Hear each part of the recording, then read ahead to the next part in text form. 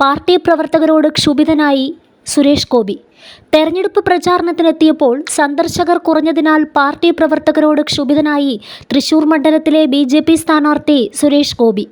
ശാസ്താംപൂവം ആദിവാസി കോളനിയിൽ സന്ദർശനത്തിനെത്തിയപ്പോഴായിരുന്നു സംഭവം. തെരഞ്ഞെടുപ്പ് പ്രചരണത്തിനിടെ ആള് കുറഞ്ഞതും ചില പ്രവർത്തകരുടെ അടക്കം പേരുകൾ വോട്ടർ പട്ടികയിൽ ചേർക്കാത്തതുമാണ് സുരേഷ് ഗോപിയെ പ്രകോപിപ്പിച്ചത്. സുരേഷ് ഗോപി എത്തിയ സമയം കോളനിയിൽ ആളുകൾ വളരെ കുറവായിരുന്നു. ഇത് കണ്ട വാഹനത്തിൽ നിന്നിറങ്ങാൻ അദ്ദേഹം തയ്യാറായില്ല. ആളുകൾ വീടുകളിൽ നിന്ന് ഇറങ്ങി വരാത്തതും ചൊടിപ്പിച്ചു. പാർട്ടി പ്രവർത്തകരും കുറവാണെന്ന് കണ്ടപ്പോൾ അദ്ദേഹം വാഹനത്തിൽ കയറി മടങ്ങാൻ ശ്രമിക്കുകയായിരുന്നു. അടുപ്പിക്കാത്ത സ്ഥലത്തേക്ക് എന്തിനാണ് എന്നെ കൊണ്ടുവന്നത്? എന്താവശ്യത്തിനാണ്?